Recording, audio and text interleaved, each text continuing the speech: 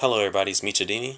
So it's confirmed that Barack Obama in his second inauguration will use two Bibles.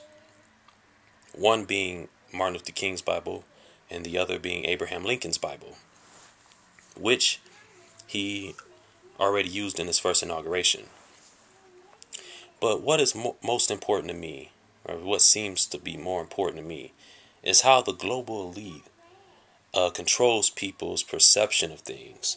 For instance, the Coors Family, which is a global elite, right-wing, Republican elitist type of family, they funded and helped set up Martin Luther King parades back in the early 90s, late 80s. The same family, the Coors family, and the Koch brothers, both right-wing Republican elitists, have been funding the Democratic Leadership Council. That's the DLC, the Democratic Leadership Council. They have been funding them. They're known for giving them funds. So most of your Democratic leaders are here off of the funds, or been funded by Republican elitists, or what I'll consider right-wing libertarians. Yeah, so it really comes to no surprise that that's the case, being that the people that hold the gold make the rules, and that still apply today. The people holding the gold, the billionaires, the millionaires, the multi-millionaires and billionaires, they control the game, both sides.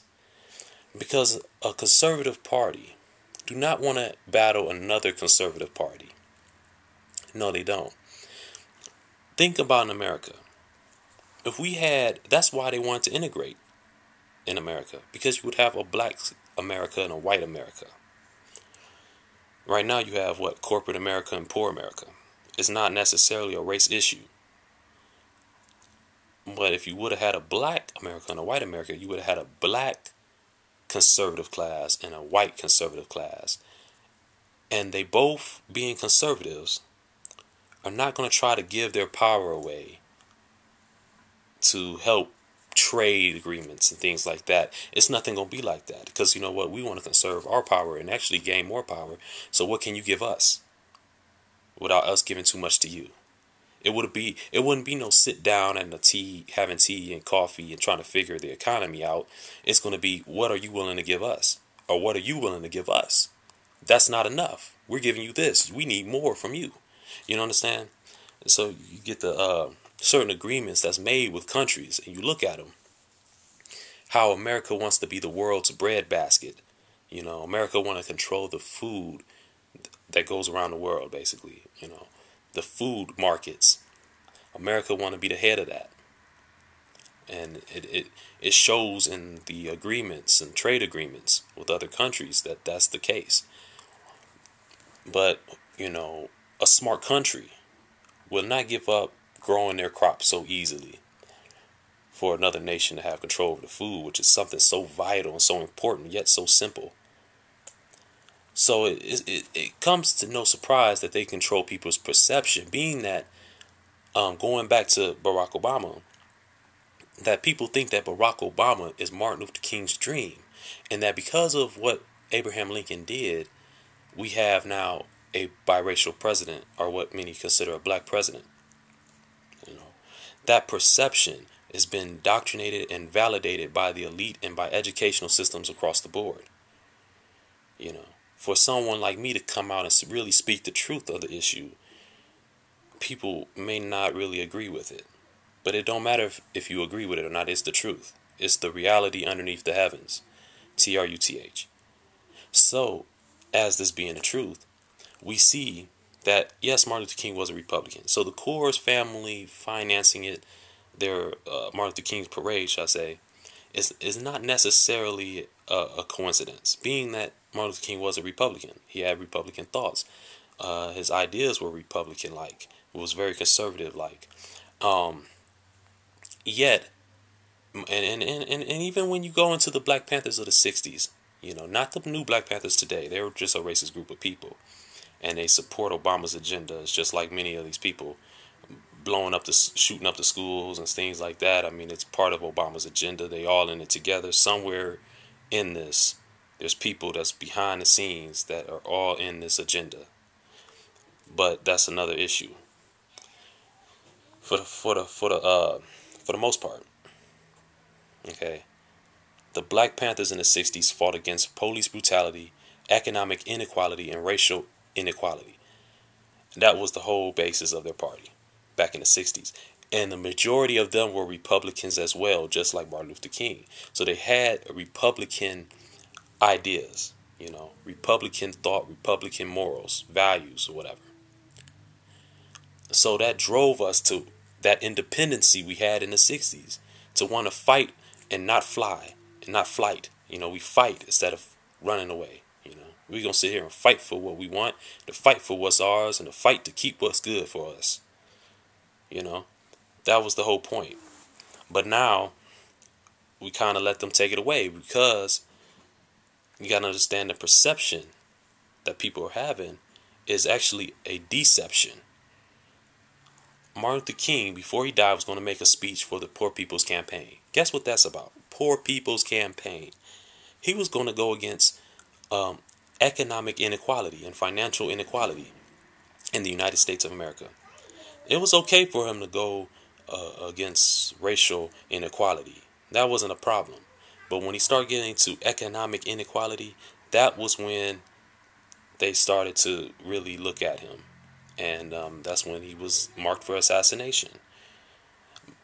Now, mind you, the Democrats has always been the racist party.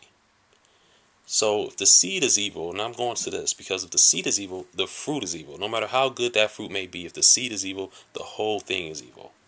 Okay? So the seed of the Dixiecrats or the Democrats has been racist since the start. What makes you think they're not racist now? Because times changed. The only thing changed was technology and the way they distract you. Actually, everything's still the same. How they bring out laws, how everything works. The people who run America is the same. So what makes you think that times are different? When Kennedy did what he did, the Democrats lost a lot of Democratic support. Okay, a lot of the racist support. They wanted to go independent. I think his name was George Wallace. Tried to do something with the independent ticket, but he didn't have the financial resources to really win anything and stabilize anything. So what happened was the Republicans, needing their vote, picked those votes up. So a lot of those used to be Democratic supporters turned into Republican supporters. This is what happened. Notice though, Republicans never left the Republican Party to go join the Democrat Party. It was the Democrats that seen something a Democratic leader didn't like it, and then would go try to be independent, and then further on become Republican. Republicans don't become Democrats, even if they do. Somewhere down the line you might see one, or you may have known one. Notice that if they do, they still don't get rid of their values. Their Republican right-wing values and principles and morals. They do not get rid of them. Why? Because they are what I consider right-wing libertarians, where they can play both sides. They can either be liberal or conservative. Okay, so this is what we are up against in America. We are up against right-wing libertarians. Barack Obama is not Martin Luther King's dream. He is the right-wing libertarian's dream. They have funded him. They have prepped him to be what he is now, which is the President of the United States. And if the Coors Family and the Koch brothers, both right-wing elitists, are financially funding the Democratic Leadership Council, that means your Democratic leaders, such as Obama, which is the President of the United States, are actually bringing out and doing the will of the Republican right-wing agenda, which is keeping the people oppressed that do support the Democrat Party. You understand? That has nothing to conserve. No power, no wealth, and no prestige. And keeping them at bay. That's all the Democrat Party is supposed to do. That's why the Republicans help fund the Democratic Party. Because the Democrat Party could have a Democratic leader that could push for the people of the world, working class citizens, everyday working class citizens, people you see every day at Walmart. They could work to help them build their own kind of nation within a nation where now they have something to conserve. They have their own power, wealth, and prestige to conserve against these right-wing conservatives. They know this. So that's why they fund the Democratic Party to help them continue to keep people at bay. And a lot of Democrats might not know this, but their values and principles will keep people at bay and will allow the Republicans to continue to thrive in their agenda, their right-wing agenda. Which their right-wing agenda happens to be a liberal one because they are right-wing libertarians. They understand the game. They understand that they have to get to know their enemy and even toy with the enemy. Make the enemy believe that they could get a slice of this pie. Even give a few of them a slice of the pie. You understand? Just so that they can get into their enemies' heads and control their perception. So that's what we did. That's what they did. And they have Barack Obama, who they consider, a lot of people consider the first black president, which he's biracial. He said Dick Cheney is his cousin. That's what he said at Youngstown State University in his first time running for presidency. He admitted that. So we got to look at him for what he really is. He was prepped for this position. He was set up for this position. Dick Cheney is the vice president of George Bush. Notice he haven't really did too much to change George Bush's policies. In actuality, he's doing worse. Imagine if George Bush wanted to do away with guns. He couldn't do it because he was the Republican Party. The National Rifle Association has put so much funds up for that party to make sure that people continue buying guns and they uphold that Second Amendment right, the Republican Party, that he couldn't do that. So why not have someone on the left that could do it? And they'll do it. Think about it. This is a chessboard game, and they control both sides. So it is definitely something that I think people are leaving out. And because it's not doctrinated and validated, people tend to just go off what they believe is true, and it's really not. I've seen the Abraham Lincoln movie by Steven Spielberg. And the only problem I got with the movie is a good piece of art, good piece of work. But my biggest problem is that it does not show the influence that Rockefeller, Vanderbilt, Rothschild, and Carnegie had on Lincoln. For Lincoln said, his own quote, out of his own mouth, that he did what was best for the Union. If he could have kept the slaves being slaves, he would have. So why would freeing the slaves, which was part of the Confederacy, was such a big deal for the elite millionaires row, the elitists of America, the men that built America? Why was it such a big deal? Was it because they was entering a new form of slavery called wage slavery? Notice that when they did free the slaves, a lot of them came up north and resided in areas like Chicago, Detroit, Cleveland, Pittsburgh. Here you have what? The industries that these tycoon millionaires and billionaires are in control of. Carnegie, Vanderbilt, Rockefeller. Notice that. That's something that I think a lot of people may want to look deeper into, because we're still in that level. Rockefeller's still controlling things. They have the Trilateral Commission, United Nations. All this is funded by the same global elitists, the same men that built America.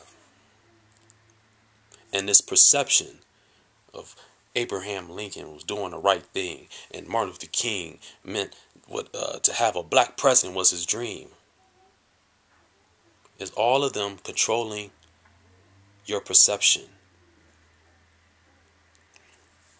We got to understand the power in America, the American dream, is to control the perception and the thoughts and the values of the populace, which populace only means general public. That is the true American dream.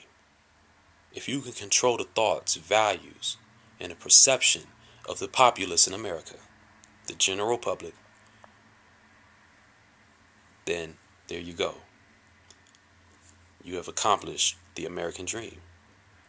Again, what you are witnessing and living is the right-wing libertarian's dream.